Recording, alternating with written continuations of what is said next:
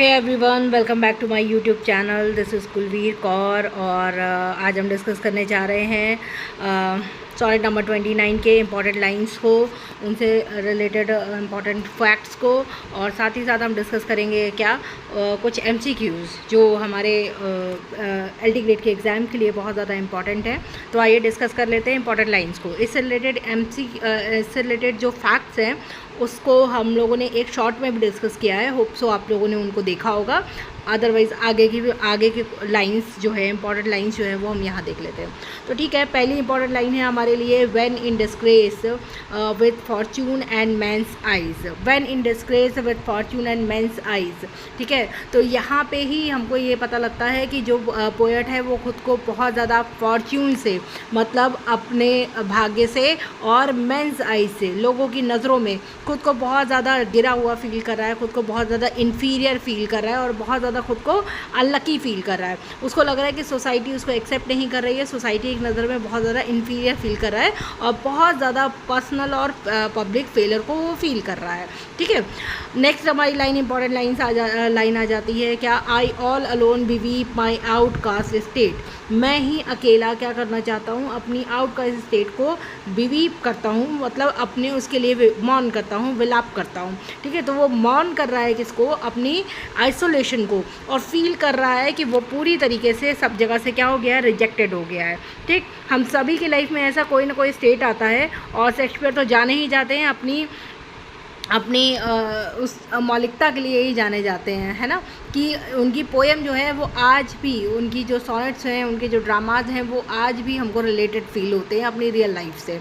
आइए नेक्स्ट हम कर लेते हैं, and trouble deaf heaven with my bootless cries. And trouble deaf heaven, ठीक है। डेफ हेवन यहाँ पे क्या बताता है कि जो हेवन है, जो स्वर्ग है, जो ऊपर तक उसकी प्रार्थनाएं हैं, वो सभी क्या हो चुकी हैं, डेफ हेवन के पास जा रही हैं, मतलब उसकी प्रार्थनाएं बिल्कुल भी सुनी नहीं जा रही हैं। तो यहाँ पे हमको ये ध्यान रखना है कि यहाँ पे क्या है, एक पर्सोनिफिकेशन का भी हमको यहाँ पे मिलता है। क्वेश्चन आ भी सकता है आपका कि डेफ हेवन से यहाँ पे किस, मतलब कौन सा फिगर ऑफ स्पीच यूज़ हो रहा है, तो आपका क्या यूज़ हो रहा है, पर्सोनिफिकेशन यूज़ हो रहा है, ठीक है। बूटलेस क्राइज मतलब उन क्राइज जिनका कोई मतलब ही नहीं है। हिज प्रेज सीम अनआंसर्ड, ठीक है। उसकी जो प्रेज है उसको कैसी फील हो रही है कि अनआंसर्ड, कोई उसका आंसर नहीं कर रहा है, symbolising hopelessness and divine neglect. और क्या कर रहा है, उसको बहुत ज़्यादा वो होपलेस फील कर रहा है और उसको लग रहा है कि जैसे भगवान भी उसको नेग्लेक्ट कर रहे हैं, भगवान भी उसको इग्नोर कर रहे हैं, ठीक। नेक्स्ट लाइन आती है हमारी एक बहुत ही important, wishing me like to one more rich in hope, ठीक है। अब वो क्या कर रहा है, दूसरों से इन्वाई कर रहा है, दूसरों से जलन कर रहा है, और उसको ये लग रहा है कि सारे के सारे लोग उसको बहुत ज़्यादा हैप्पियर दिख रहे हैं, सारे के सारे लोग उसको अपने आप से ज़्यादा सक्सेसफुल दिख रहे हैं, केवल वही खुद को अनलकी फील कर रहा है ना। और इसके बाद हम आ जाते हैं अपनी नेक्स्ट लाइन पे। नेक्स्ट लाइन क्या है हमारी, yet in these thoughts myself almost despising. वो ये कर रहा है कि खुद को सेल्फ लोड कर रहा है, उसको खुद से ही घृणा हो रही है, उसको खुद से ही लग रहा है कि बहुत ज़्यादा इन्फीरियर फील कर रहा है, और वो लगातार क्या कर रहा है, कांस्टेंट कंपैरिजन कर रहा है अदर्स से, है ना। दूसरों से ही लगातार कंपैरिजन कर रहा है और खुद से ही क्या कर रहा है, डिस्पाइज फील कर रहा है, खुद से ही घृणा फील कर रहा है। नेक्स्ट आता है फिर क्या हमारे यहाँ पे, happily I think on the. और फिर वो याद करता है किसको, अपने बिलवेड को। फिर वो याद करता है किसको, अपने जो प्यार को याद करता है, और उसको ये याद आता है कि नहीं, मेरी स्टेट तो फिर भी बहुत ज़्यादा अच्छी है, मैं तो बहुत ज़्यादा लकी हूँ। ऐसा भी नहीं है, क्योंकि मेरे पास एक समझदार, एक रिस्पेक्ट करने वाला एक कौन है, लवर है, बिलवेड है मेरा।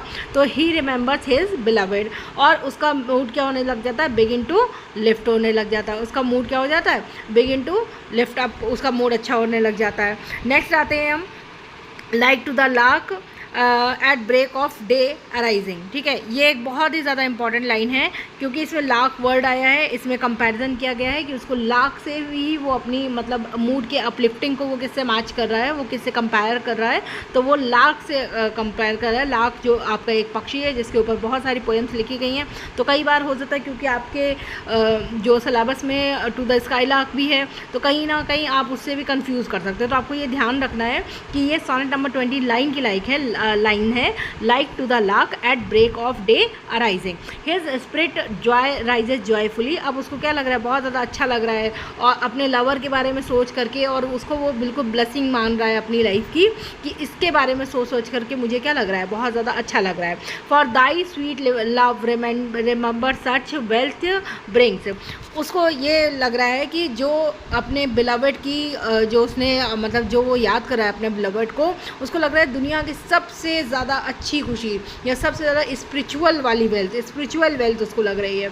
उसको लग रहा है बहुत ज़्यादा अच्छी याद से, इस अच्छी याद से उसको बहुत ज़्यादा खुशी महसूस हो रही है। उसको लग रहा है कि बहुत ज़्यादा मतलब मुझे मैं खुश हूँ अपने बिलवड को याद करके। नेक्स्ट है और क्या है, then I is gone to change my state with kings, और अब जो है उसको अपनी स्टेट, अपना पॉइंट ऑफ व्यू, अपना मतलब पॉजिटिव हो चुका है वो इतना ज़्यादा अपने बिलवड को याद करके कि उसे अपनी किंग की स्टेट भी उसको अच्छी नहीं लग रही। उसको लग रहा है कि अब तो मुझे लग रहा है कि मेरी अगर खुशी कोई देख ले या मेरा प्यार कोई देख ले, मैं जिस तरीके से संतुष्ट हूँ अपनी सिचुएशन से, अपने प्यार से, अपने बिलवड से, उसको अगर कोई देख ले तो इवन किंग्स भी जो है, जो राजा भी हैं, वो भी अपनी जगह बदलने को तैयार हो जाए, है ना। तो ये यहाँ पे डिस्कस किया गया है। ठीक, अब नेक्स्ट आ जाते हैं इसके कुछ इंपॉर्टेंट फैक्ट को लेकर के जो हम पहले ऑलरेडी डिस्कस कर चुके हैं अपने शॉर्ट्स वीडियो में, बट फिर भी हम यहाँ पे फिर से एक बार डिस्कस कर लेते हैं। तो ये क्या है, आपकी विलियम शेक्सपियर के द्वारा लिखी गई सोनेट है। शेक्सपियर सोनेट है तो शेक्सपियरियन टाइप में है, 14 लाइन्स की है, याम्बिक पेंटामीटर में लिखी गई है। इसकी राइम स्कीम जो है A B C D E F और जी है। थीम क्या है इसकी, तो डिस्पेयर है, निराश फील कर रहा है, इनवाई है, जलन फील कर रहा है लोगों से, सेल्फ रिफ्लेक्शन है, अपने ही आप को नहीं देख पा रहा है और मतलब अपने ही आप पे बिलीव नहीं कर पा रहा है, अपने ही आप को इन्फीरियर फील कर रहा है, और रिडेम्पशन थ्रू लव। और अंत में उसको क्या हो जाता है, उसको अपने पावर ऑफ लव का एहसास होता है। उसको एहसास होता है कि जिस तरीके से उसका बिलवड उसके साथ है वो बहुत ज़्यादा खुश है और बहुत ज़्यादा हैप्पी स्टेट में है। आगे के फैक्ट्स हम लोग डिस्कस कर लेते हैं। क्या है इसमें डिस्कशन किसका हो रहा है, तो मटेरियल लॉस का हो रहा है विद इमोशनल रिचनेस। तो उसको अभी तक जब तक वो मटेरियल चीज़ों को देख रहा था तब तक उसको लग रहा था कि वो सबसे ज़्यादा इन्फीरियर है, सबसे ज़्यादा मतलब भाग्य में ख़राब है, उसका फॉर्चून बिल्कुल भी अच्छा नहीं है। लेकिन जैसे ही वो अपने इमोशनल रिचनेस के बारे में सोचता है, वो अपने बिलवड के बारे में सोचता है, उसके बारे में सोचता है, तो उसको लगता है कि नहीं, उससे ज़्यादा रिच भी कोई नहीं है ना। और नेक्स्ट आता है फिर क्या है, it belongs to Shakespeare fair youth sequence. हमें पता है सोनेट नंबर 1 से लेकर के 126 तक फेयर यूथ को लिखा गया है, फेयर यूथ के सीक्वेंस को लिखा गया है और फेयर यूथ को डेडिकेटेड है ये, ठीक है। और ये ह्यूमन इनसिक्योरिटी और इमोशनल हीलिंग को ये पोएम एक्सप्लोर करती है। लिखी कब गई थी, तो 1592 से 1598 के अराउंड पे लिखी गई थी। और एक पॉजिटिव टर्न आता है, वोल्टा आता है इसका 9th लाइन में, ठीक है। हमको ये लाइन याद रखना है कि कब आता है वोल्टा, इसका 9th लाइन में इसका वोल्टा आता है। मतलब तब जो उसकी थॉट्स हैं वो एक इमोशनल टर्न ले लेती हैं और वो एक पॉजिटिव टर्न ले लेती हैं। नेक्स्ट इसके बेस पे हम कुछ इंपॉर्टेंट MCQs भी डिस्कस कर लेते हैं, सो दैट हमारी प्रिपरेशन हम खुद को जज कर पाएँ कि जितना अभी तक हमने पढ़ा हम उसको समझ पा रहे हैं या नहीं। तो ठीक है, what is the main emotion expressed at the beginning of sonnet 9? कौन सा इमोशन है जो एक्सप्रेस कर रहा है सोनेट 29 में स्टार्टिंग में? तो स्टार्टिंग में डिस्पेयर आपका शो कर रहा है ना, डिस्पेयर और आइसोलेशन को शो कर रहा है ना। तो हमारा आंसर क्या हो जाएगा, सी हो जाएगा। नेक्स्ट आते हैं हम, what is the phrase in disgrace with fortune and men's eyes, ठीक है। और क्या है उसको ये फ्रेज आपकी क्या बताती है, in disgrace with fortune and men's eyes. तो speaker is rich and admired, ये तो नहीं हो सकता है ना। स्पीकर इज इन लव, ये भी नहीं हो सकता है। और द स्पीकर इज़ होपफुल, ऐसा तो कुछ है ही नहीं। वो डिस्ग्रेस फील कर रहा है फॉर्चून के द्वारा, माइंड साइज के द्वारा। मतलब उसको लग रहा है कि लोगों की नज़रों में उसको जज किया जा रहा है उसके मटेरियल रिचनेस की वजह से, और वो खुद को अनलकी फील कर रहा है और लोगों की अपेक्षा वो खुद को क्या फील कर रहा है, अनलकी फील कर रहा है। नेक्स्ट आते हैं, the sonnet is part of which sequence, the sonnet is part of which sequence. तो ये पार्ट है हमारा फेयर यूथ का सीक्वेंस का। सोनेट नंबर 1 से लेके 126 तक हमारी फेयर यूथ की सीक्वेंस है। तो वही सीक्वेंस यहाँ पे चल रही है, ठीक है। और क्या है, which bird is mentioned in the poem as a metaphor for joy. कौन सी पोएम इसमें आई है as a metaphor for joy के लिए, और कौन सी पोएम कौन सी बर्ड आई है इसमें, तो लार्क बर्ड का इसमें डिस्कशन हुआ है, हमने देखा ही है लाइन्स में, इंपॉर्टेंट लाइन्स में हमने इसको डिस्कस किया हुआ है। तो देखते हैं the lark symbolises rising hope and happiness, the lark symbolises rising hope and happiness, ठीक है। What does the speaker gain when he remembers his beloved, जब वो अपने बिलवेड को याद करता है तो क्या वो मटेरियल वेल्थ पाता है? बिल्कुल नहीं।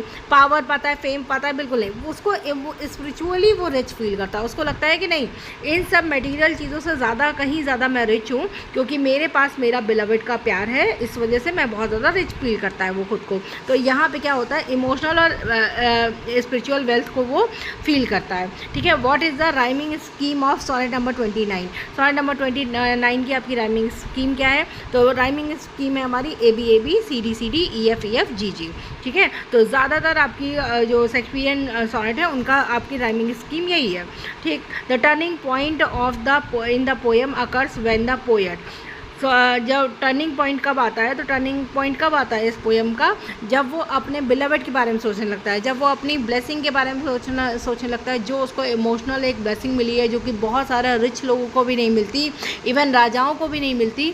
तो वो उसके बारे में जब सोचता है तो वो खुद को क्या करता है, रिच फील करता है, और यही इसका टर्निंग पॉइंट है, यही इसका वोल्टा है।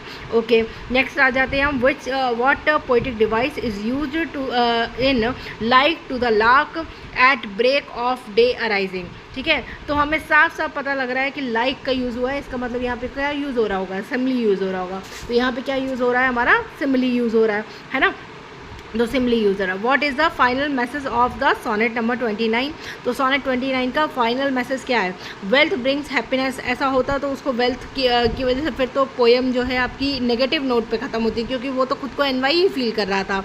एनवाई इज़ नेचुरल नहीं, प्रेयर ऑलवेज हेल्प्स नहीं।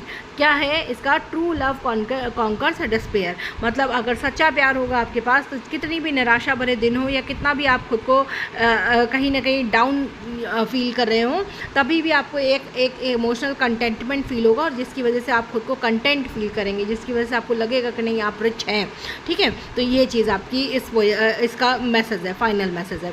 विच emotion replaces despair at the end of the sonnet?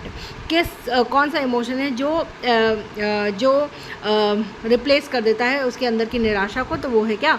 Joy, है ना। तो जॉय है जो इसकी निराशा को डिस्पेयर कर देता है। तो ये था मेरी तरफ से सोनेट नंबर 29 को डिस्कशन किया गया, इसके इंपॉर्टेंट फैक्ट्स को डिस्कशन किया गया, इसकी इंपॉर्टेंट लाइंस को डिस्कशन किया गया। आई होप सो कि आपका अच्छे से रिवीजन हो चुका होगा, आपको अच्छे से समझ में आई होगी पोएम्स की लाइंस, और मैंने अच्छे से एक्सप्लेन किया होगा। और इसी तरीके से हम नेक्स्ट पोएम अपनी कल डिस्कस करेंगे। तो कल की शॉर्ट्स और कल की वीडियो के लिए आप बिल्कुल रेडी रहें, और चैनल को सब्सक्राइब कर लें, सो दैट कि जैसे ही मैं वीडियो डालूं तो आपके पास नोटिफिकेशन आ जाए, और आपका एग्ज़ाम के लिए आप और ज़्यादा अच्छे से प्रिपेयर हो जाएं, आपका कोई भी आपका जो रिवीजन पॉइंट है वो